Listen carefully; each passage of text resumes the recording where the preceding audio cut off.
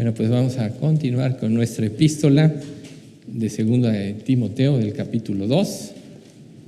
Y hoy vamos a ver el versículo 11, que dice así: palabra fiel, si somos muertos con Él, también viviremos con Él.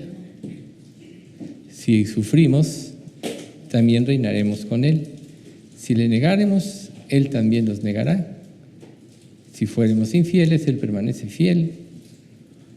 Él no puede negarse a sí mismo. Entonces, bueno, aquí primero, el primer punto importante es la palabra fiel. Palabra fiel es esta. Recordemos que el ser humano por naturaleza es deshonesto, es mentiroso. Pero Dios no es hombre para que mienta, ni hijo de hombre para el que se arrepienta. Y Pablo, precisamente por su entrega, por su consagración, él solo exponía lo que le habían revelado directamente del cielo. Recuerden que Pablo recibió del cielo directo la revelación de Dios.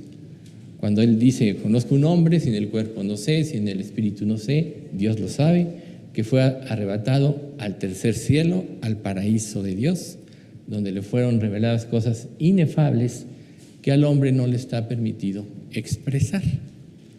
Entonces Pablo prácticamente era como el Señor Jesús, una transmisión de la palabra de Dios hacia la humanidad. Recuerden que el Señor Jesús dijo: no puedo yo hacer nada por mí mismo, según oigo, así juzgo, y mi juicio es justo porque no busco la voluntad, mi propia voluntad, sino la voluntad del que me envió, la del Padre. Entonces, todo siervo verdadero lo que va a transmitir es la voluntad del Padre. Entonces, Pablo empieza diciendo, palabra fiel es esta. Porque nada es tan opuesto al sentimiento de la naturaleza humana como la naturaleza carnal, ¿no? Recuerden, la carne y la sangre no pueden heredar el reino de Dios, ni la corrupción hereda incorrupción.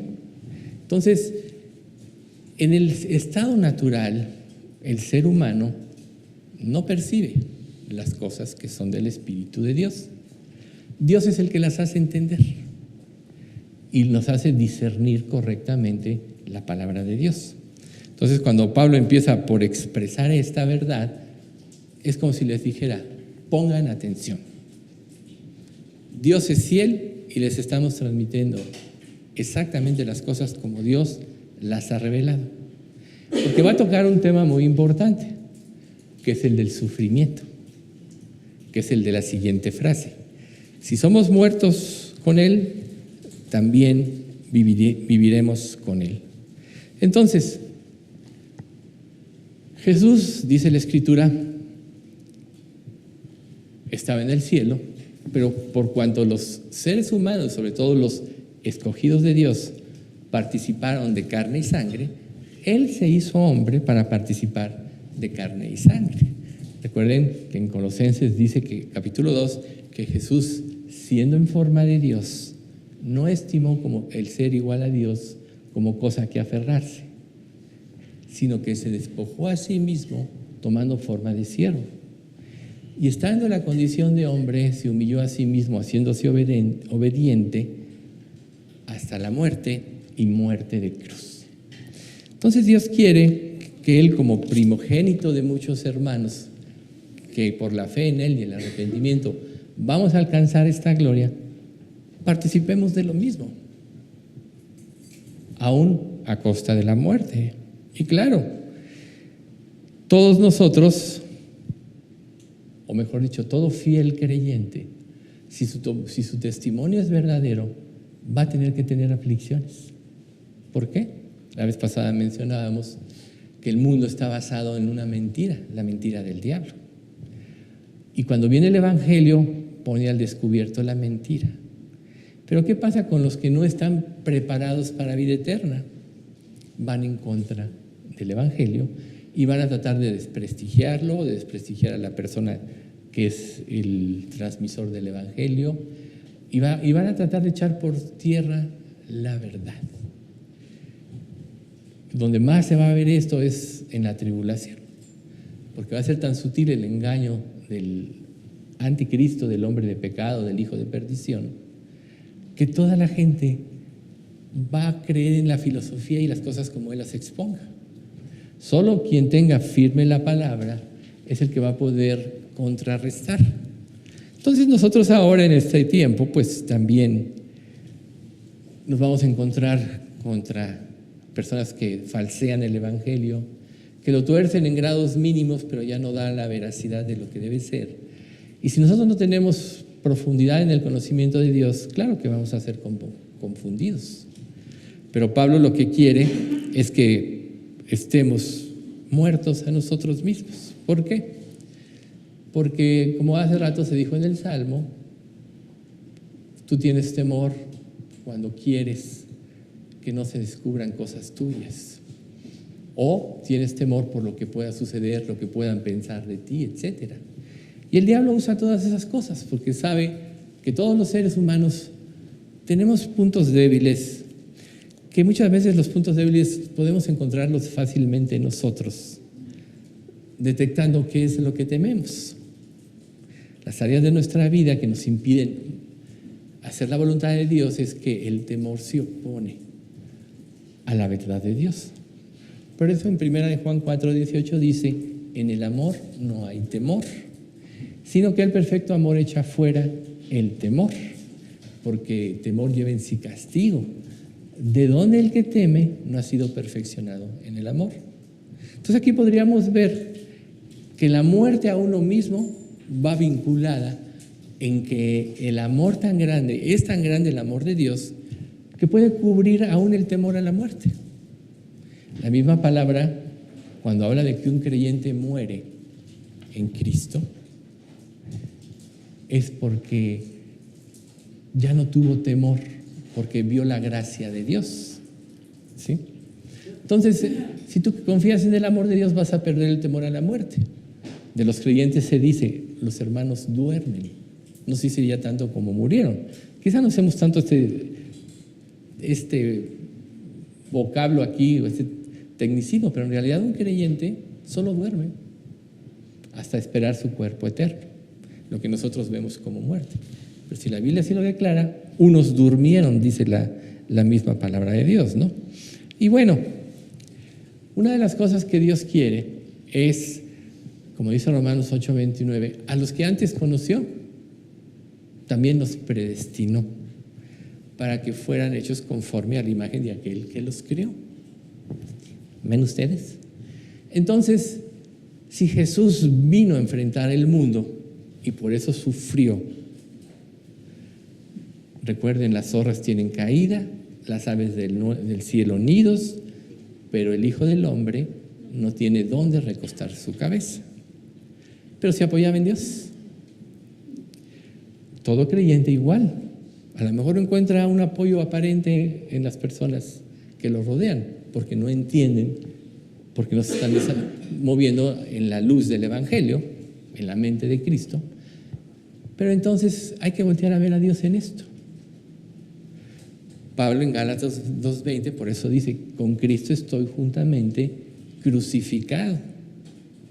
Y ya no vivo yo, mas vive Cristo en mí. Y lo que ahora vivo en la carne, la vivo por fe en el Hijo de Dios, el cual me amó y se entregó a sí mismo por mí. ¿Se dan cuenta? Crucificar va con me amó y se entregó a sí mismo por mí. Por tanto, si morimos con Él y estamos en la posición correcta, realmente no vamos a tener miedo. Esta vida es pasajera. Y después de que muramos, si es que nos toca vivir, a algunos nos tocará ser arrebatados, quizá a la mayoría de aquí. Pero lo importante es la vida que viene, no la de ahorita. Entonces, Dios nos mete muchas veces en aflicciones para darnos la victoria y romper nuestros temores, aún al terror de la muerte. Jesús dijo: no temáis a los que matan el cuerpo, y después de esto nada pueden hacer. Temed a aquel que puede echar vuestro cuerpo y vuestro espíritu al infierno. Sí os digo, a ese temed. Entonces, el temor nuestro debería ser más bien enfocado a no hacer la voluntad de Dios, a ser rebelde a su voluntad, a caminar en nuestros propios caminos. Ahí tú sí vas a experimentar temores. Pero si tú logras apreciar el amor de Cristo en la dimensión correcta, perderás todo temor. Porque si Dios dijo: a los que antes conoció los predestinó, ¿antes de qué? De la fundación del mundo. Todas las cosas estaban hechas, terminadas, desde antes de la fundación del mundo. Eso dice Hebreos 4:3c. Todas las cosas estaban terminadas. Por tanto, si tú veniste a Cristo, tú ya eres hijo de Dios, eres elegido de Dios, eres hijo, heredero, rey, sacerdote, ¿no? Y santo. En esta conformación espiritual de tu vida y esa estructura que Dios te ha dado, es para siempre. Por eso es que la esperanza de la resurrección es importante. Si somos muertos por Él, también viviremos con Él. ¿Ven ustedes? Si nosotros logramos esto, entonces estaremos animados a servirle. ¿Qué nos impide servir realmente? Temores. ¿Por qué no quieres que alguien te oiga? ¿No? Ojalá cuando estás predicando el Evangelio muchos oyeran, aún muchos que van de pasada.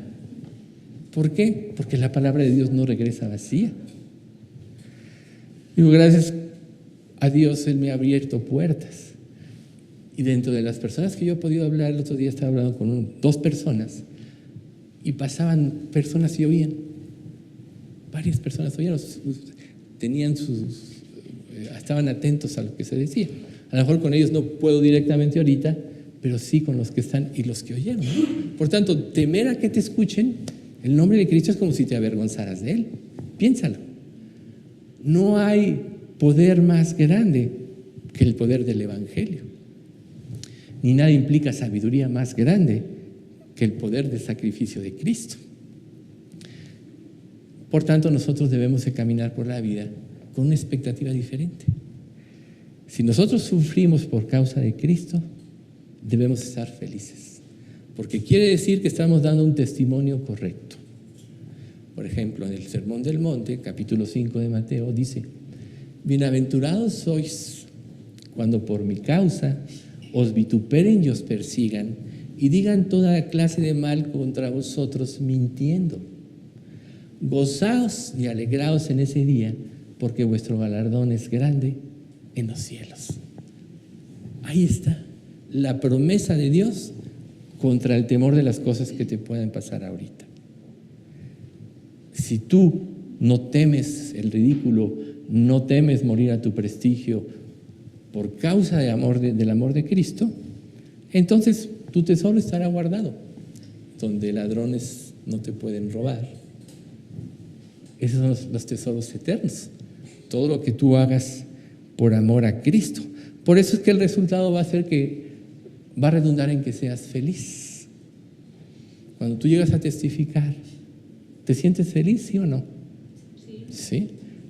Entonces, ahí está la clave que Dios nos puede estar dando. Sírveme y tu felicidad basada en la comunión con Dios y en la armonía con Él irá en aumento. ¿Por qué? Porque las persecuciones y los temores y todo esto hacia ti es una evidencia de que estás dando un buen testimonio. Preocúpate cuando te puedas llevar bien con todo el mundo y nadie te cuestione nada y puedas ser amigo y cuatacho de todos. Preocúpate, porque quiere decir que no estás dando un testimonio correcto. Entonces muchas personas viven una vida dual, la vida en la iglesia y la vida cotidiana. En la iglesia pueden presentarse como personas santas, íntegras y todo, pero en la vida cotidiana platican con personas, chistes sucios, groserías. Eso es muy triste. Pero sufrir por la causa de Cristo es otra cosa. Por tanto, esta misma consideración aminora y dulcifica los sufrimientos. ¿Por qué? Porque el sufrir sin esperanza, ese sufrir causa dolor. Pero sufrir con esperanza te causa alegría. Qué curioso, ¿no? El mismo sufrimiento a unos les puede causar dolor y a otros alegría. Y todo va basado en función del testimonio de Cristo. Por tanto, es que un creyente, en la medida que se empieza a identificar más y más con Cristo, en esa medida va siendo cada día más feliz. Y lo que este mundo busca, de alguna manera, es la felicidad. A la larga, algunos van a decir: yo te critiqué, sigo mis propios conceptos, pero te veo en pruebas, viviendo bien, reposando, te veo con paz, y van a añorar eso. ¿Y qué ocasión nos va a dar eso a nosotros? Testificar el nombre de Cristo, ¿no? Muchas personas se dicen creyentes. El otro día hablé con una persona y tenía muy claras las cosas de Cristo, pero ya profundizando un poco, ¿sabes qué? No estaba tan clara su salvación. Tenía la mejor disposición, leía la Biblia, pero no estaba tan clara su salvación. Y es como Aquila y Priscila cuando oyen testificar a, ¿cómo se llama? Este hombre que se sabía las escrituras, Apolos. Apolos estaba en lo correcto, pero le faltaban algunos detalles de Jesús, que era lo más importante. Entonces Aquila y Priscila, cuando lo oyen testificar de esa manera, lo toman aparte y le explican con mayor precisión el camino de Dios. E inmediatamente con esta instrucción, su mensaje era completo.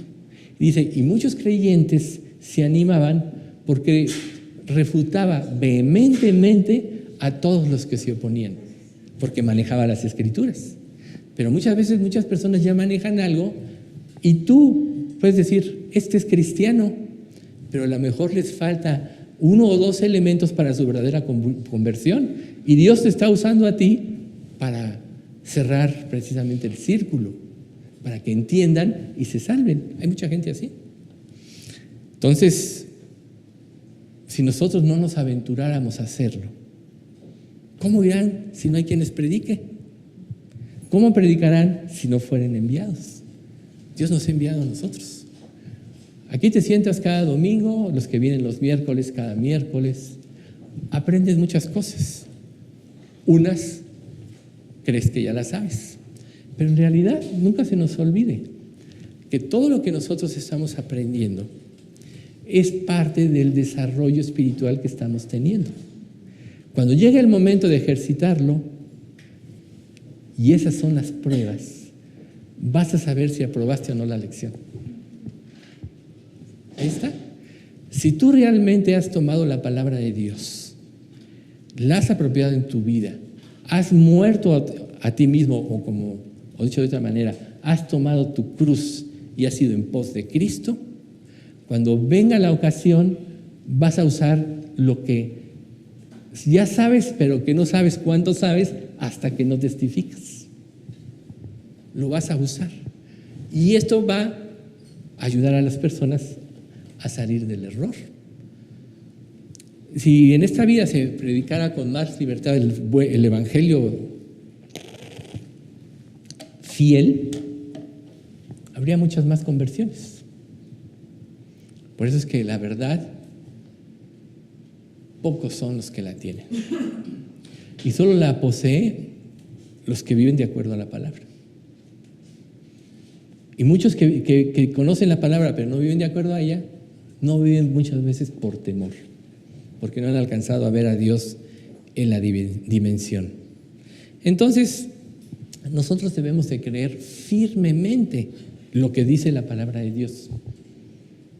Tan sabio es que no exige cambios ni negociación puede haber. porque es la sabiduría completa de Dios. Y si ya es completa y es total, ya no necesita añadidos.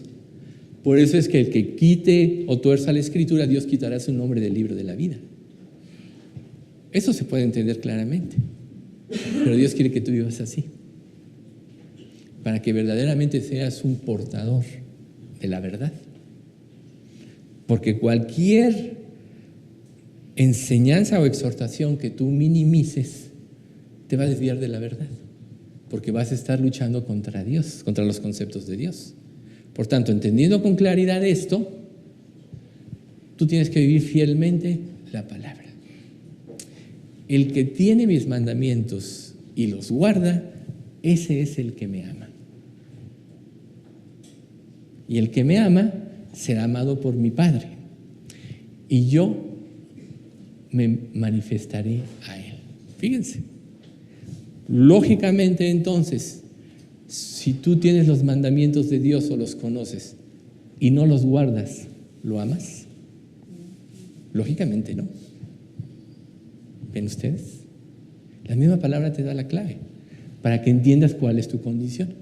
Entonces, si tú no estás confesando el nombre de Cristo como deberías hacerlo, ¿cuál es tu temor? ¿Qué es lo que te impide? Tienes un lazo. Por eso tienes que ser muerto con Jesús. Repito el versículo. Si somos muertos con Él, también viviremos con Él. Tienes que morir. Tienes que morir para vivir. El que quiera salvar su vida, la perderá. Pero el que pierda su vida por causa de mí y del Evangelio, la hallará. Entonces, ¿quieres servir a Dios? Tienes que experimentar la muerte en ti mismo. Y esto es renunciando a cualquier cosa en tu vida que se pueda anteponer al Evangelio. Así de simple. Y si no renuncias, entonces es porque no estás viviendo en armonía con Dios. Entonces, la misma consideración que para una persona puede llevar a la felicidad, a otro la puede llevar a la tristeza y al enfrentamiento. Es como cuando Dios da a Israel las maldiciones y las bendiciones. Las bendiciones de la obediencia son 10 o 12 y las maldiciones de la desobediencia son como 40. Vean ustedes la consecuencia del pecado, la consecuencia de tener en poco la palabra de Dios, ¿no? Entonces, tú vas a tener que decidir hasta qué grado quieres dar tu vida por Dios. Pero la gloria que Dios tiene es inmutable. Pero Él también va a participar de su gloria con nosotros. Y la gloria que Él vaya a participar es lo que hicimos por amor a Él y por fidelidad a su nombre. Y reitero, para poder hacerlo, entonces, tú tienes que estar dispuesto a morir a todo aquello que se oponga a que tú hagas la voluntad de Dios. Entonces, ojalá pudiéramos creer fielmente esto o firmemente y dejarlo escrito en las tablas de nuestro corazón. Cuando nosotros nacemos de nuevo, Dios nos quita el corazón de piedra, endurecido por el pecado, y nos da un corazón de carne, sensible a la voz y a la voluntad de Dios. Pero este es para el que nace o ha nacido de nuevo, el que ha sido regenerado, el que verdaderamente es hijo de Dios. Entonces, si tú ya eres hijo de Dios o hija de Dios, ya tienes un corazón de carne, un corazón sensible a escuchar la voz y seguir la voluntad de Dios. No permitas que se endurezca, como dice Hebreos. Si oyeres hoy su voz, Hebreos 2:1, no endurezcáis vuestros corazones. Porque si Dios no perdonó a los israelitas, tampoco te perdonará a ti. ¿En qué aspecto? Dirás, oye, pero si la salvación no se pierde, ¿en qué aspecto? en que a lo mejor crees que eres salvo y no. No se puede crucificar 2 veces a Cristo para una persona. De otra manera, Cristo tendría que ser crucificado en la cruz cada vez que pecamos, multiplicado por cada miembro de la humanidad. Dios murió una vez para siempre y Él te transforma una vez para siempre en la conversión. Por eso es tan importante esto. Y una vez que has sido transformado, tienes todo el equipamiento para poder vencer. ¿Y cuál es ese equipamiento? Seguir las pisadas que Jesús siguió. No vivir para hacer su voluntad, sino la voluntad del que le envió, la del Padre. ¿Ven? Entonces, muchas veces las pruebas de esta vida mortifican la carne, pero ¿con qué objeto? Para que se destruya aquella parte nuestra que se puede oponer a Dios. Miren lo que dice 2 Corintios 4:10. Mediante el sufrimiento, nuestro cuerpo sigue participando de la muerte de Jesús, para que la vida de Jesús también pueda verse en nuestro cuerpo. ¿Ves? Si no tuviéramos pruebas, quizá nos olvidaríamos de Jesús. Cuando Israel iba a entrar a la tierra prometida, ya después de los 40 años en el desierto, y Josué, después de que muere Moisés, los comanda, Dios le advierte, y desde antes Moisés se los dice, que va a llegar el tiempo en que van a tener la abundancia de la tierra, y por tal abundancia se van a olvidar de Dios. El otro día me decía un señor al que le hablé de Cristo, es que yo estaría contento con tener lo suficiente para todo. Con eso estaría contento. Y yo le dije, si tuvieras lo suficiente para todo, de todos modos no estarías contento. Y le cité este versículo. La vida del hombre no consiste en la abundancia de bienes que se posee. Y le puse el ejemplo de Carlos Slim. Ese señor tiene tanto dinero que fácil 10 generaciones sin trabajar y gastando lo que quieran, podrían no acabarse su fortuna. Pero le digo, ves al hombre que tiene más de 80 años y sigue trabajando y trabajando y trabajando. ¿Y para qué? ¿No? Hay de los que compran heredad tras heredad hasta poseerlo todo. ¿Podrán vivir en todas las casas que compren? ¿No? Puedes tener, como hay gente que sí los tiene, 500 o 1000 trajes o vestidos. ¿Te los vas a poner todos en un día? Pues no, ¿verdad? Entonces muchas veces, mejor dicho, Dios quiere que nosotros veamos cuál es el verdadero tesoro. No está en lo que nos pongamos, en lo que nos vistamos, o en que tengamos o no tengamos. Al final de cuentas, cada quien tiene lo que Dios quiere que tenga. Eso es una realidad que lo dice la Biblia. Y les voy a citar el versículo. ¿Qué tienes que no recibiste? Y si lo recibiste, ¿por qué te jactas o te glorías como si no lo hubieras recibido? Que es 1 Corintios 4:7. ¿Qué tienes que no recibiste? Por tanto, el adorno que Dios quiere darte es el adorno espiritual. Veamos a Juan el Bautista. Vestía pelo de camello y pudo enfrentársele a Herodes, diciéndole, no te es lícito tener la mujer de tu hermano. Y se alimentaba de langostas y miel silvestre. Y eso hacía que desmereciera, ¿no? Tenía poder, el poder de la vida cristiana, ¿no? El poder del Espíritu Santo. Entonces, si nosotros nos concentramos o relacionamos el amor de Dios con lo que tenemos en este mundo, vamos a dudar de Dios. Unos tienen mucho, otros tienen poco, otros no tienen. Pero todos tienen para Dios el mismo valor. Entonces, ¿cuál es el verdadero valor? Que Dios te reconozca. Que Dios te reconozca. Ese es el verdadero valor. Y eso es lo que a ti te va a hacer feliz. Porque de todo lo demás, Dios te lo dará por añadidura. Busca primero el reino de Dios y su justicia, y todo lo demás vendrá por añadidura. Por tanto, si tú realmente le sirves a Dios y das un buen testimonio, ese mismo testimonio también te va a llevar a identificarte con Cristo en su muerte. Miren lo que dice 2 Corintios 6, del 4 en adelante.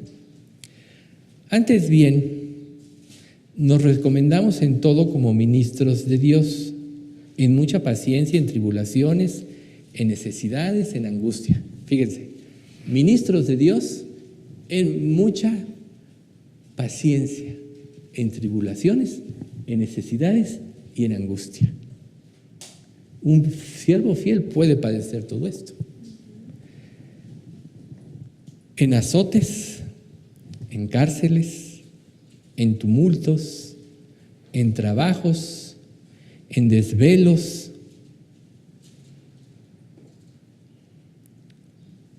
en pureza, en ciencia, en longanimidad, en bondad, en el Espíritu Santo, en amor sincero, en palabra de verdad, en poder de Dios, con armas de justicia a diestra y a siniestra, por honra y por deshonra, por mala fama y por buena fama, como engañadores, pero veraces, como castigados, mas no muertos, como entristecidos, mas siempre gozosos, como pobres, mas enriqueciendo a muchos, como no teniendo nada, mas poseyéndolo todo.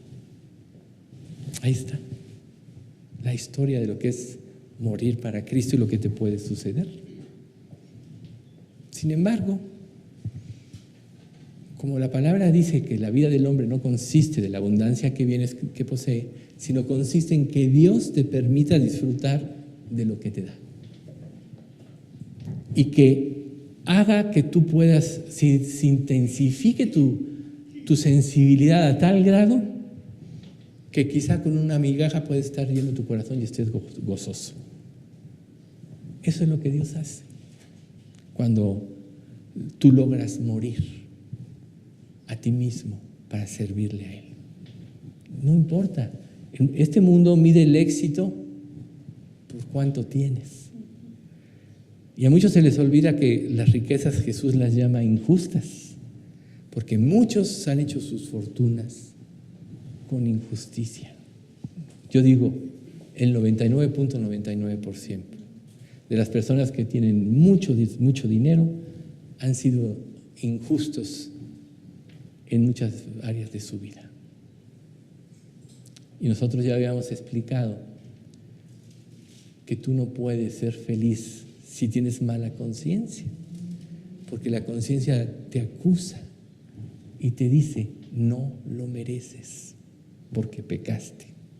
Entonces, aunque ganaras todo el mundo, no podrías ser feliz, porque tu conciencia te acusa. En cambio, si haces todas las cosas rectas por amor a Cristo, tienes una conciencia limpia. Entonces, tu capacidad de disfrutar va a ser de todo lo que Dios nos da gratuitamente, para empezar, su creación. El hombre ha fabricado cosas extremas, pero ¿qué se puede comparar a la belleza de la creación? Nada, basta que salgas tantito y veas todo lo que te rodea. ¿Necesitas dinero para eso? No. Y eso es lo que más llena. Los cielos cuentan la gloria de Dios. El firmamento, la obra de sus manos. ¿Ves tú? Pero si tú dices, no, es que pero yo quiero esto, bueno, entonces tú no estás tomando tu cruz. No vas a poder ser muerto con Él. Al momento de la prueba vas a fracasar. Tienes que tener perdido tu trabajo, tu familia, por causa del Evangelio, tus amigos. No hay quien haya dejado padre, madre, esposa e hijos con persecuciones que no reciba 100 veces más en esta vida y en la vida, en el siglo venidero, en la vida eterna. ¿Te das cuenta de la proporción que Jesús pone por servirle a Él? 100 a 1. Por tanto, no hemos entendido los conceptos de felicidad de Dios. Pero para entenderlos, tenemos que ser muertos con Él. Y viene la segunda parte. Si le negáramos, Él también nos negará. Entonces, esto suena a amenaza, ¿verdad? Pero ¿sabes por qué? A fin de sacudir la pereza espiritual, la vida cómoda. Dios puede hacer que tú tengas todo, pero servirle implica trabajo. ¿A poco no? Desde el momento que vas a leer la Biblia, tienes que invertir tiempo. Si tú vas a testificar, tienes que invertir tiempo. Si tú vas a contribuir a la edificación de la iglesia, vas a invertir tiempo. Entonces, quien no trabaja para Cristo tiene pereza espiritual. Y es como negar a Cristo. ¿Ven ustedes? Entonces, ¿para quién es esta amenaza? ¿Para el creyente que vive fielmente? No. Esta amenaza es para aquellos que por miedo a la persecución truncan sus convicciones. El diablo es experto en hacer caer a la gente. Como ya decíamos el otro día, su experiencia añadida es desde Adán y Eva y es ininterrumpida. Si alguien sabe cómo hacer caer a un creyente, es Satanás. Entonces, ¿cuál es la esperanza del creyente para vencer al diablo? Morir como Cristo murió en la cruz, ¿verdad? Y entonces, así te vas a sacudir la pereza y vas a estar dispuesto a todo por causa de Cristo. Todo lo hago por amor a los escogidos, decía Pablo, sus sufrimientos que tenían, ¿no? Entonces, qué razonable es que si te has identificado con Cristo, estimes más la vida pasajera que la vida eterna. ¿Qué dice Santiago en el capítulo 4? 6 creo, 5. La vida del hombre es como neblina que aparece por un rato y luego se desvanece. Esta vida de, si bien te va 100 años, no es nada en comparación a para siempre. No es nada en comparación a eternamente. Por tanto, si quieres realmente servir a Dios, tienes que morir a ti mismo. Pero tú no lo vas a poder hacer a menos que no crezcas en el amor y en la confianza. Si crees en la fidelidad de Dios, así como dice, palabra fiel es esta, si crees en la palabra de Dios, siempre estarás satisfecho, siempre estarás lleno. Podrás gozarte de lo que tienen los demás, de las bendiciones que Dios les da a otros. Pero ¿qué pasa en este mundo? Otro prospera más o tiene lo que tú anhelas tener, ¿y qué es lo primero que te produce? Envidia. ¿Ven ustedes? Gozarte de lo que otros tienen solo lo puede producir Dios. Tener envidia de lo que otros tienes lo produce Satanás. Pero aquellos que no mueren al deseo de tener. El deseo de tener es insaciable y más si lo alimentas como cualquier pecado. ¿Por qué siempre vemos hacia lo que no tenemos y no volteamos a ver las bendiciones que Dios nos ha dado? ¿O me equivoco? Generalmente estamos viendo lo que no tenemos y no nos damos cuenta de las bendiciones que Dios nos ha dado. Si tú volteas y empiezas a ver las bendiciones que Dios te ha dado, lo primero que va a pasar en tu vida es que vas a cambiar de la queja a la gratitud. Estás muriendo a lo que deseas, te estás liberando de eso. Por eso es que tenemos que experimentar los creyentes la muerte. Claro, todos tenemos anhelos. Yo sé que todos tenemos anhelos. Pero entonces vienen las promesas de Dios. Tu suspiro no me es oculto. Deleítate a sí mismo en Jehová y Él te concederá las peticiones de tu corazón. Reconócelo en todos tus caminos y Él enderezará tus veredas, ¿no? Salmo 32, 37. ¿Sí? Y el 38:9 es deleítate a sí mismo en Jehová. Entonces, no seas irrazonable o irracional. Ama la vida que vendrá, que será perfecta. La vida que vendrá, en esa vida vas a tener un cuerpo perfecto. Vas a tener la capacidad de disfrutar de todo con tus 5 sentidos agudizados, ¿no? A lo mejor tú dices, es que a veces no tengo sabor, es que me operaron de la nariz y no huelo bien. Por ejemplo, el huele de noche. Qué hermoso aroma, ¿no? Pero a veces no lo percibes. Tienes catarro, dejas de percibir. No tienes sazón los alimentos, no percibes, porque el catarro te impide. Entonces, no se trata de que tengas el mejor platillo para comer, sino que puedas disfrutar un taquito de frijoles, ¿no? Qué sabroso, ¿eh? Bueno, entonces no seamos irrazonables y no le demos excusa a nuestras debilidades, porque no tienen ningún valor. Muchos de nosotros, en lugar de enfrentar nuestro pecado, damos excusa a lo que no queremos morir. Tú puedes tener muchas razones para no querer sufrir o apoyar tu sufrimiento o no querer vivir para Cristo. Pero esas excusas no son válidas ante Dios. Porque Él dice, si somos muertos con Él, también viviremos con Él. Vean ustedes cómo trataron a Jesús. ¿Quién ha creído en nuestro anuncio? ¿Sobre quién se ha revelado el brazo del Señor? Subirá cual renuevo delante de Él y como raíz de tierra seca. No hay parecer en Él ni hermosura. Le veremos más inatractivo para que le decíamos. Y luego ya narra su vida, angustiado, desechado, varón de dolores, y como que escondimos de Él nuestro rostro, fue menospreciado y no lo estimamos. Mas Él herido fue por nuestros pecados, morido fue por... ¿qué? Molido por nuestro no, mas Él herido fue por nuestras rebeliones, molido por nuestros pecados. El castigo de Dios fue sobre Él y por su llaga fuimos nosotros curados. Ahí está. ¿No? Isaías 53, capítulo 5, 53. ¿Sí? O sea, la paz que nos robó el pecado, Él tuvo que sufrir ese castigo, ¿no? Entonces, no des excusa a tu debilidad, porque es incredulidad. Empieza a identificar tus pecados como pecados y vas a pedir perdón. Empieza a justificarlos y vas a poner en entredicho a Dios. Proverbios 19:3. La insensatez del hombre tuerce su camino y luego contra Jehová se irrita su corazón.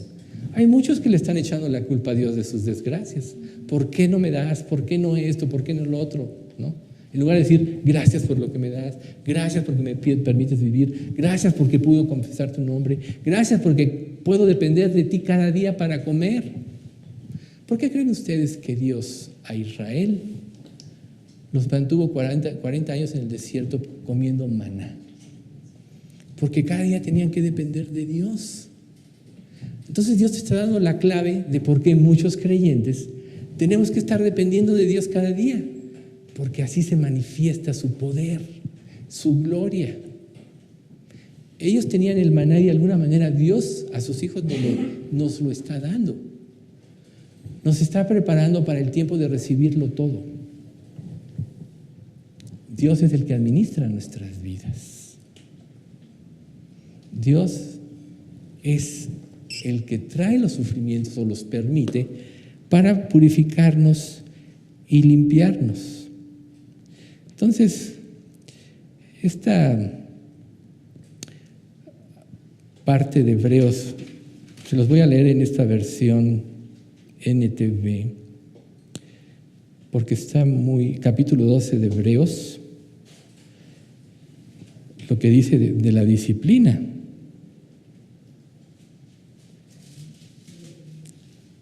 Que dice así, desde el versículo 6. Pues el Señor disciplina a los que ama y castiga a todo aquel que recibe como hijo. Al soportar esta disciplina divina, recuerden que Dios los trata como a sus propios hijos. ¿Acaso alguien oyó hablar de un hijo que nunca fue disciplinado por su padre? Si Dios no los disciplina a ustedes como lo hace con todos sus hijos, quiere decir que ustedes no son verdaderamente sus hijos, sino ilegítimos. Ya que respetábamos a nuestros padres terrenales que nos disciplinaban, entonces, ¿acaso no deberíamos someternos aún más a la disciplina del Padre de nuestro espíritu y así vivir para siempre? Ahí está. Dios nos disciplina porque nos ama. Dios nos mete a pruebas para abatir nuestro orgullo, que es lo que nos impide depender de Él. Si tú estás concentrado en las múltiples injusticias que tú sufres en esta vida y le echas la culpa a Dios, ¿cómo vas a creer en su amor? ¿Cómo vas a creer en su amor? ¿Cómo vas a tener la confianza de darle tu vida? ¿Qué es lo que más tiene valor para ti en este mundo? Tu vida, ¿no? Por eso, siempre que hablo de esto me gusta tocar el tema de los secuestradores. Todo lo que el hombre tiene, dará por su vida. Una persona puede trabajar 20 años, día y noche, como el hombre respetable de la canción, ¿sí? Y tener su dinero. Y llegan un día unos secuestradores que son unos vagos que no trabajaron nunca y contra el temor de que le quiten la vida les da todo.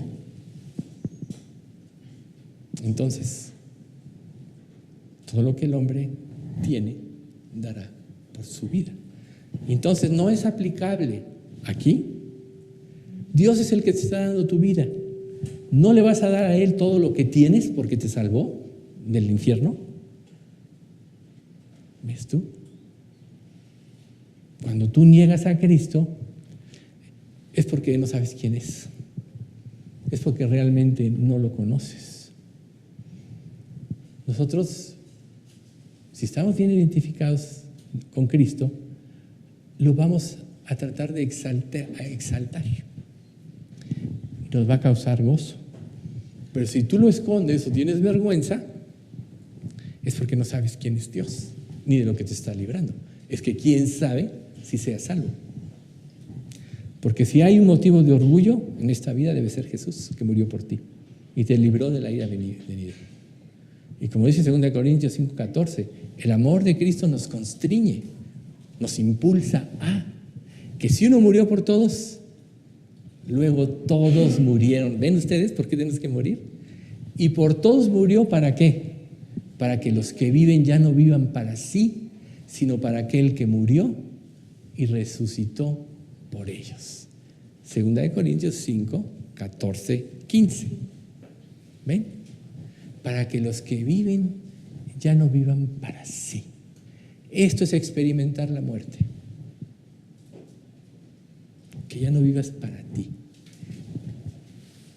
Porque Él te compró con el precio de su sangre. Por tanto, glorificad a Dios en vuestro cuerpo y en vuestro espíritu, los cuales son de Dios. 2 Corintios 6, 19. 1 Corintios 6, 19. Glorificad a Dios en vuestro cuerpo y en vuestro espíritu. ¿Cómo lo vas a glorificar? Confesándolo, dándolo a conocer. El Evangelio no te empobrece, te enriquece. Si tú das tus riquezas se te van a acabar. Pero el Evangelio, mientras más lo compartas, más te va a enriquecer. En esta vida, 100 a 1, y en la vida venidera, eternamente. ¿Qué escoges? Pero si tú le niegas, Él te va a negar ante el Padre. Todo el que se vaya al cielo, Jesús es el que le tiene que reconocer. Y si tú le niegas, quiere decir que no quieres nada con Él, ¿o sí? Y Él dice, Él te negará. Entonces, nos corresponde a cada uno de nosotros reflexionar por esto, ¿no? Esto no es algo infantil. Dios es el juez verdadero y nos declara en su palabra cuál es la realidad.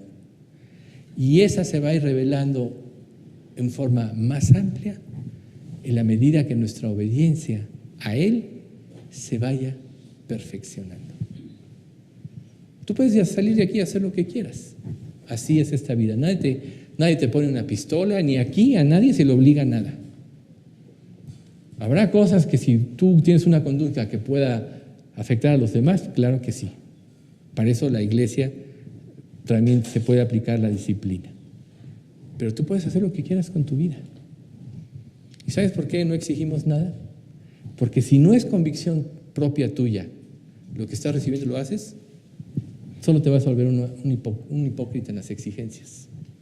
Sé cómo eres, pero sabe bien que un día darás cuenta a Dios de lo que hayas hecho, aún en Cristo.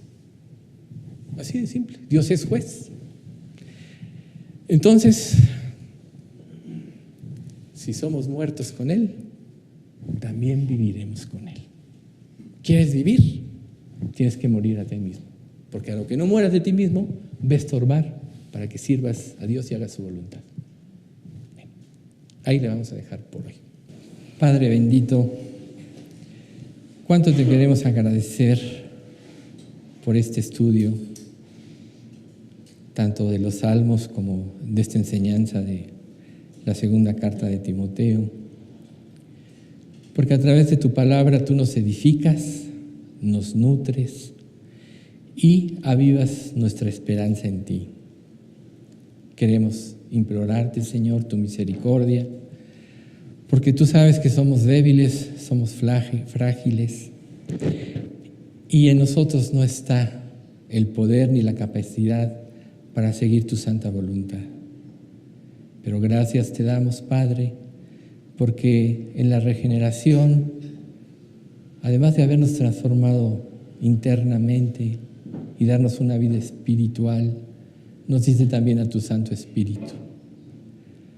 Y estamos conscientes que el poder de tu Espíritu es el que primero nos convenció de justicia, de pecado y de juicio, luego nos dio la fe para creer en tu Santo Hijo, y ahora que está en nuestro corazón y habita en nosotros, nos conducirá a una vida victoriosa por medio de aquel que nos amó, que es Jesús.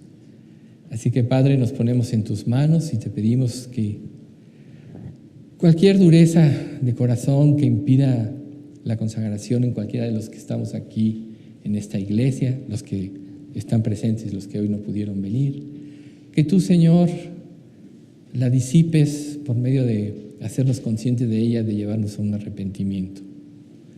Nosotros reconocemos que, Padre, que por ti, de ti, para ti son todas las cosas.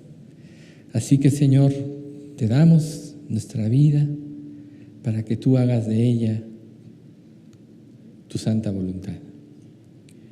Mucho te queremos pedir en esta tarde por Ernesto, porque bueno, ya saben que lo tienen que operar, pero le han seguido dando largas. Te pedimos, Padre, que tú muevas las cosas para que él pueda recibir esta operación y se aliente, viendo que tú tienes cuidado de él y que no se te ha escapado de las manos.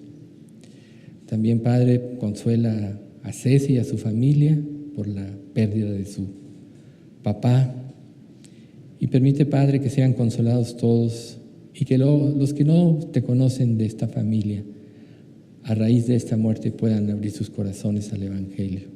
Dale gracias a Ceci y a Mauricio para ello. Y, Señor, pues guárdanos, concédenos la salvación de los seres que amamos y haznos testigos fieles ante ellos, muriendo a nuestros propios intereses, pero viviendo para hacer tu voluntad. En nombre de Cristo Jesús te lo pedimos. Amén. Así sucedió. Ahora vamos a tener otro salmo de David, y es un salmo distinto, en donde gran parte del salmo, aproximadamente del versículo 1 al 6, es una queja. ¿De qué nos habla? No sé si alguno de ustedes leyó el Salmo 64. ¿Qué fue lo que les llamó la atención? ¿O qué me pueden decir de esto brevemente? Después del clamor directamente al Señor, nuevamente pone su confianza Pero después, al final, me llamó la atención el 9 que dice: entonces ya temerán todos los hombres y anunciarán la obra de ¿Temerán? sus hechos. Ujú, ujú. Después, acontecimiento. Ujú, ujú. O sea, de alguna manera, en los hechos de Dios, y aunque finalmente estaba habiendo una situación muy oscura, sabía que Dios iba a sacar adelante la victoria y que Dios iba a dar testimonio. Porque a veces nos podemos nosotros decir, bueno, ¿por qué el mal triunfa sobre el bien? Y no es que el mal triunfa sobre el bien. La Biblia dice lo contrario, dice que el bien triunfa sobre el mal, que Dios más son los que están con nosotros que contra nosotros. Ajá, que Dios siempre va a triunfar y sacar adelante su voluntad. Sin embargo, muchas veces vemos todo esto en un espectro muy pequeño, en lo que nos ocurre hoy, en lo que nos ocurre en un lapso de tiempo. Pero Dios siempre siempre tenemos que esperar esa respuesta final. Claro, hay muchas cosas que nosotros no podemos ver el futuro. Dios sí puede ver todo en base al tiempo, pero nosotros no podemos ver el futuro. Pero sí podemos aprender de las victorias pasadas de Dios, y sí podemos aprender de cómo Dios sacó adelante a sus siervos en la antigüedad. Ese es un punto muy importante. Lo que a mí es resaltar todos los hombres, dice todos los hombres. Porque finalmente, si tú estás en las manos de Dios, aunque vengan situaciones difíciles en tu vida, Dios se encargará de levantar su testimonio. Ahora, fíjate que aquí hay una cosa muy importante. Nos habla de un ataque muy especial este salmo. ¿Quién me lo puede decir? Enemigos ocultos. Bueno, esos son los atacantes, pero ¿cuál es el ataque? Las saetas, ¿verdad? ¿Y esas saetas de qué son? ¿Qué dicen que afilan? La lengua. La lengua afilan. Entonces, especialmente habla de un ataque que es uno de los ataques más dolorosos que podamos recibir. A veces podemos recibir pruebas, pero yo creo que no hay prueba tan dolorosa como el que te calumnien, ¿no? No sé si alguien en alguna ocasión ha hablado mal de ti, aún cuando tú te has portado bien con esa persona. O es más, han hablado mal de ti cuando tú has estado haciendo lo recto, lo que sabes que es recto delante de Dios. Ajá. Entonces, pues es un ataque muy feo, ¿verdad? O sea, es un ataque feo. Es un ataque que se da en lo oscurito. Vamos a ver, está muy, muy interesante esta parte del Salmo. Y vamos a empezar con él. Vemos que además una de las situaciones que hace muy difícil ese tipo de ataques es que se trata de una conspiración oculta. De alguna manera, a diferencia del otro salmo, en donde se hablaba de una persecución abierta, ahora se habla de un ataque oculto, de una conspiración.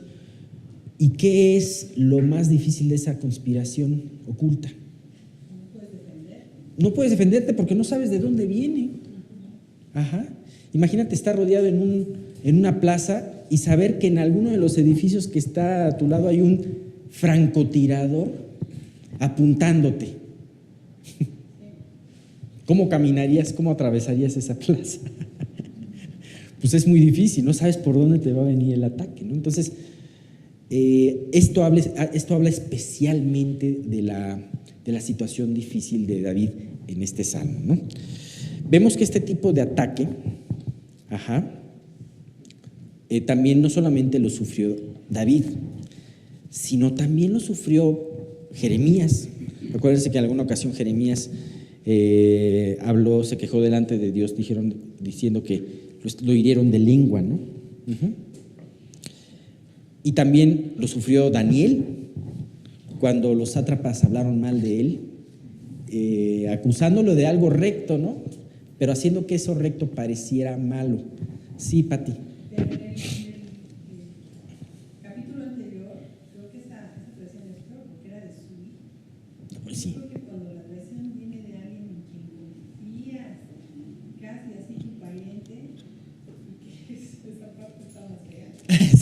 Sí. En alguien que confías, alguien que te has dado, alguien que has tenido una actitud.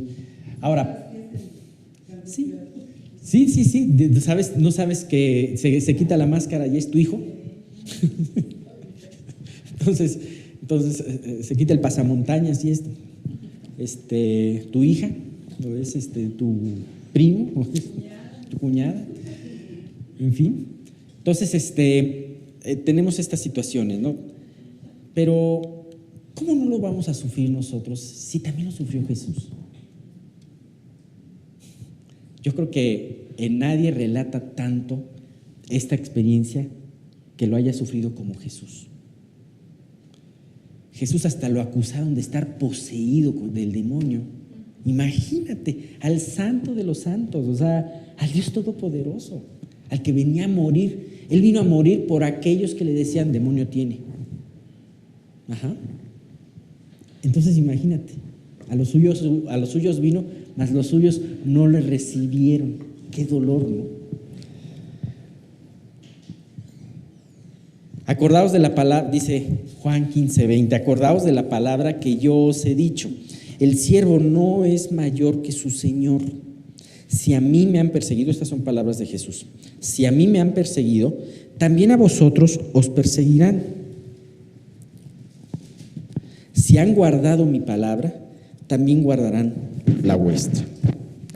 Así que quienes hayan sufrido este tipo de ataques, pues tenemos en el Señor ese aliento y ese ejemplo de saber que pues Él también lo recibió y que Él en un determinado momento dijo, Padre, perdónalos porque no saben lo que hacen. Y bien, pues vamos a leer el Salmo. Este Salmo lo dividimos en dos partes, del versículo 1 al 6. Aquí David describe la crueldad y astucia de sus enemigos. Y en los 4 versículos restantes, del 7 al 10, David predice la caída de estos enemigos y además da testimonio de Dios como todopoderoso. Carlos, ¿quieres leer? Primero vamos a leer de los versículos 1 al 6 y después lees otra vez el 1, ¿no? Por favor. Escucha, oh Dios, la voz de mi queja. Guarda mi vida del temor del enemigo. Escóndeme del consejo secreto de los malignos, de la conspiración de los que hacen iniquidad, que afilan como espada su lengua, lanzan cual saeta suya palabra amarga, para asatear a escondidas al íntegro.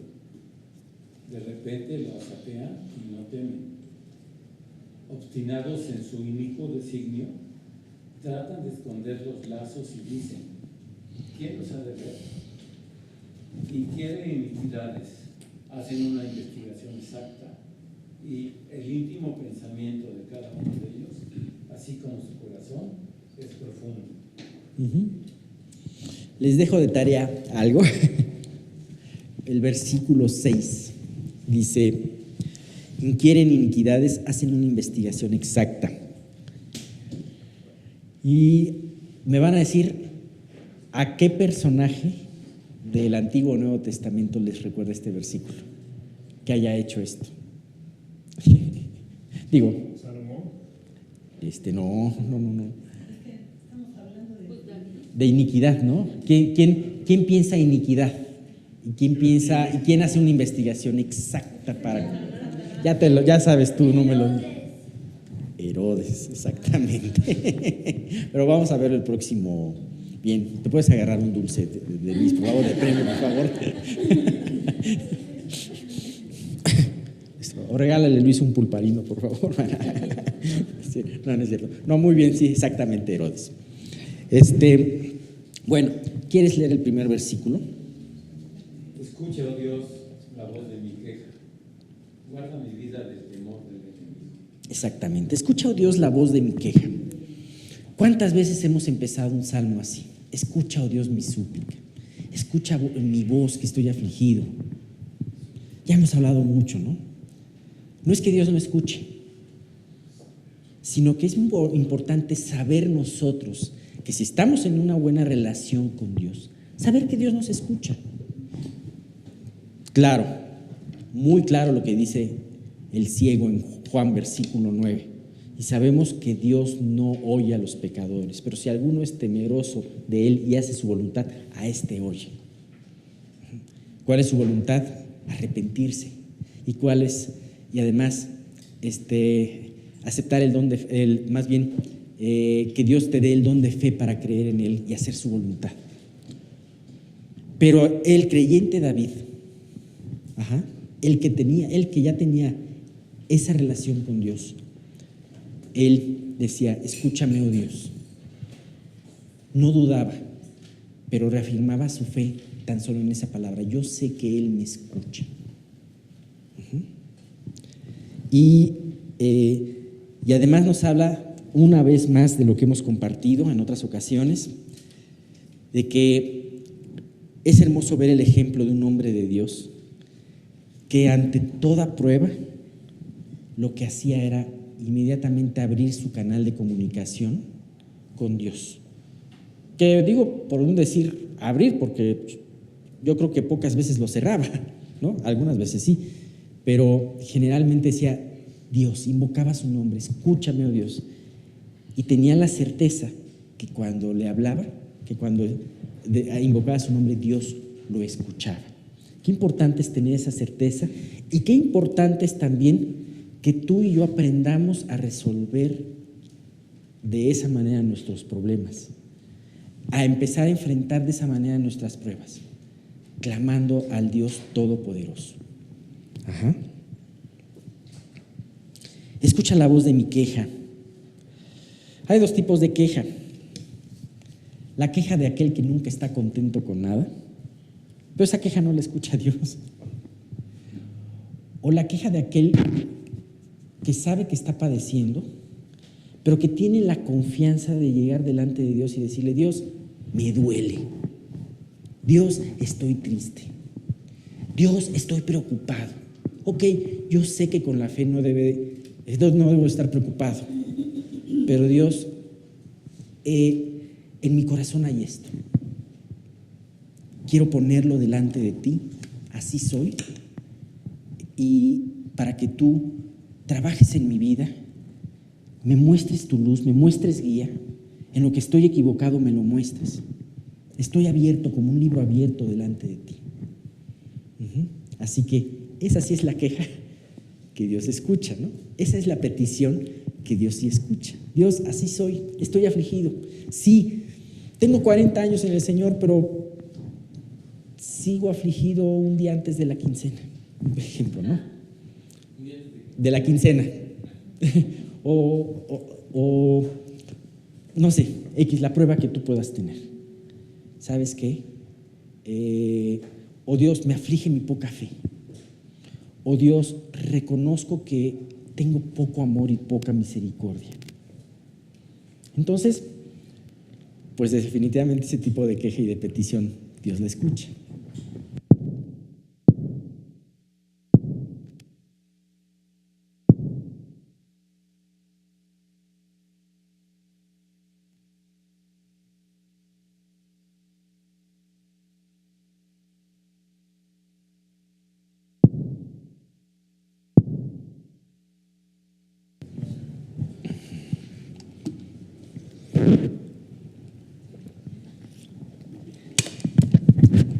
Creo que ya se oye, ¿eh? Entonces, qué interesante, ¿no? Dice, fíjate, podría decir: guárdame del enemigo, pero habla de algo muy importante: guárdame del temor del enemigo. ¿Tú sabías en qué se basa el terrorismo? En el temor, en el terror, por eso se llama terrorismo. Realmente, si tú contaras lo que hace un ataque terrorista en base a una economía en un país y todo eso, pues debería de ser, el ataque se podría ver muy poco. Tú ves que en un ataque terrorista murieron 2 personas porque las atropellaron. Un loco en Londres atropelló a 2 personas, ¿no? Y se dijo que era del ISIS, ¿no? O en un concierto hay una bomba y murieron 10. Verdaderamente eso ni afectó al estadio y solamente afectó a 10, 10 son muy importantes, pero ¿qué es lo peor de todo? Todo lo que genera, la nube de terror que genera en esos lugares. Verdaderamente el arma más poderosa de estos grupos es el infundir terror. Porque aunque hayan sido 10 a los que les tocó la bomba, pero todos los europeos o todos los americanos van a salir a las calles con miedo. Gracias al terrorismo te tardas 3 a 4 horas para abordar tu avión, ¿no? Entonces, todo lo que ha pasado, o sea, la industria de aviación, lo que ha pasado, todo esto por el terrorismo. Así, de la misma manera, una de las estrategias de Satanás, de ese enemigo que siempre quiere estar oculto, es atemorizarte. Atemorizarte de seguir los principios de Dios, atemorizarte de identificarte con Dios. Uno de los peores lazos que tenemos es el miedo al ridículo, el miedo a la falta de aceptación. ¿Sabes qué? Verdaderamente por algo decía David, líbrame del temor del enemigo. Podrás recibir ataques, pero lo más importante es que en cada situación Dios te dé el valor. Y vaya que Él ha prometido darte el valor, porque Dios no nos ha dado espíritu de cobardía, sino de amor y de dominio propio. Me faltó por ahí una que no me acuerdo. De poder y de dominio propio. Gracias. Entonces, el temor pone lazo y muchas veces te lleva a comportarte de la forma como no te comportas normalmente. Te lleva a dejar de hacer lo que sabes que es correcto. ¿Por qué? Por temor. Así que es un punto muy importante. Podemos ver que grandes hombres de Dios han tenido temor en sus vidas. Podemos ver cómo Elías, por ejemplo, cuando le dijeron que Jezabel iba tras él, huyó. Y podemos ver a Pedro cómo negó al Señor 3 veces. No, sí, 3 veces. ¿Por qué fueron esos temores? ¿Por qué fue el temor de Elías, por ejemplo? ¿En qué estaba relacionado ese temor? Estaba relacionado con un cansancio espiritual, ¿no? Él había tenido una gran victoria unas cuantas horas, o quizás un día antes, o quizás algunos pocos días antes. Había tenido una gran victoria espiritual. Y ese momento de debilidad, ese momento de cansancio, ese momento quizás de relajamiento lo llevó a que viniera el ataque. Oye, si Dios se había manifestado tan poderosamente los 3 años y medio anteriores y especialmente el último día, ¿cómo no lo iba a proteger ese mismo Dios de una terrible reina Jezabel? Sin embargo, él huyó cual ave al desierto, ¿no? Entonces, ¿qué pasó con Pedro? ¿Con qué se relacionó su temor? ¿Qué fue el punto que lo llevó a temer? Temer por su vida, ¿no? Sí, él temió por su vida, pero después, cuando él predicó en el templo, ya no temió por su vida. ¿Sabes qué? ¿Qué le dijo cuando Jesús dijo que iban a matar al pastor y se iban a dispersar las ovejas? ¿Qué fue lo que le dijo Pedro? No, eso fue lo que dijo Jesús. ¿Pero qué le dijo Pedro? Estaré contigo. O sea, mi vida daré por ti. Pero él no estaba haciendo caso quizá o sea, él quería hacerlo y lo hizo honestamente, pero él no estaba confiando en un poder del Espíritu Santo. Efectivamente, después dio su vida por él, pero en el poder del Espíritu Santo. ¿Pero qué fue lo que sucedió ahí? Él confió en sus propias habilidades, intenciones, en fin, en todo esto. Temió ahogarse, ¿no? Entonces, Hundirse y ahogarse. pero estamos hablando ahorita de la negación. Sí, bueno, ok. Él también temió después, cuando temió, por ejemplo, en esa parte, sí. En esa parte, cuando caminó sobre las aguas, sí temió, vio las circunstancias y le dio temor. Pero finalmente una de las cosas que nos lleva a temer las circunstancias es precisamente poner los ojos en las circunstancias o poner los ojos y la confianza en nosotros mismos. Y de esa manera, pues, Pedro tuvo temor en esa ocasión, ¿no? Entonces, el pedirle a Dios que nos libre de temor es muy importante. Por último, vamos a ver el versículo 2. ¿Quieres leerlo,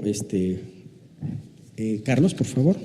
Escóndeme del consejo secreto de los malignos, de la conspiración de los que hacen iniquidad.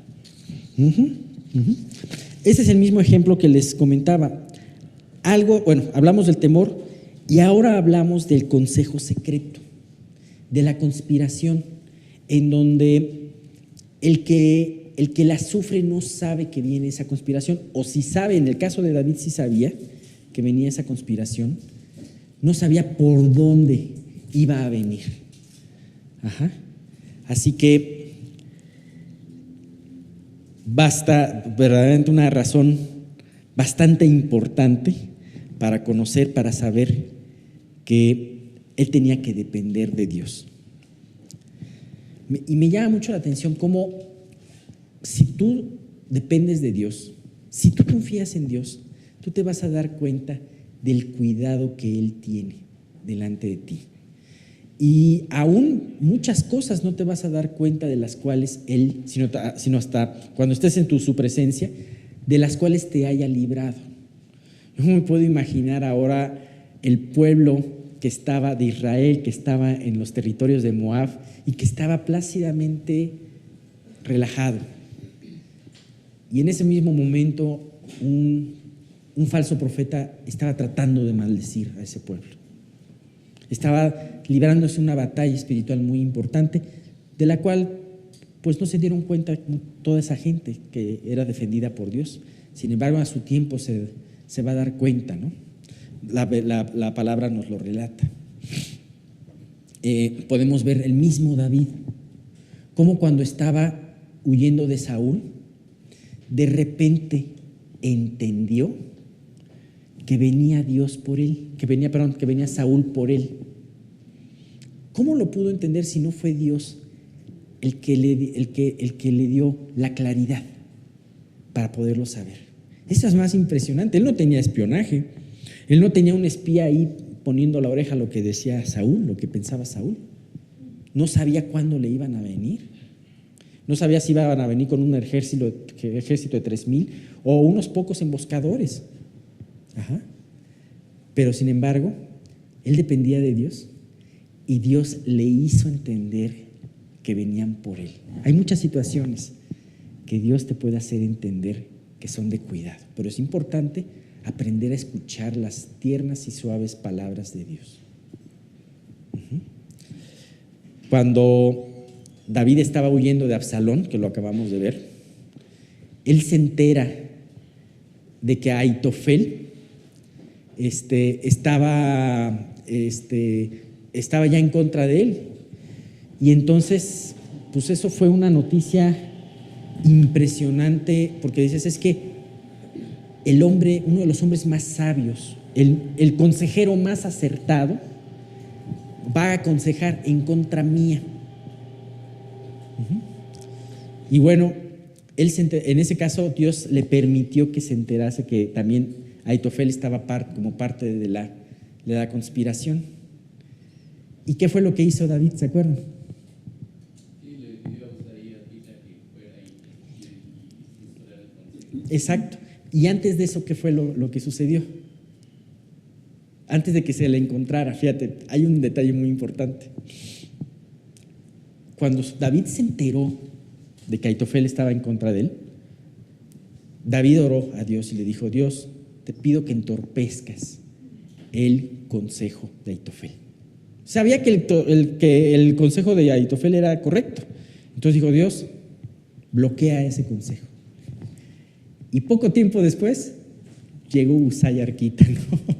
Es impresionante cómo Dios hace las cosas, ¿no? Pidió a Dios y pasó, y sucedió. Y bueno, pues vamos a dejarlo aquí. Y el próximo domingo, si Dios quiere, vamos a hablar de las saetas poderosas y el afilar la lengua, ¿no?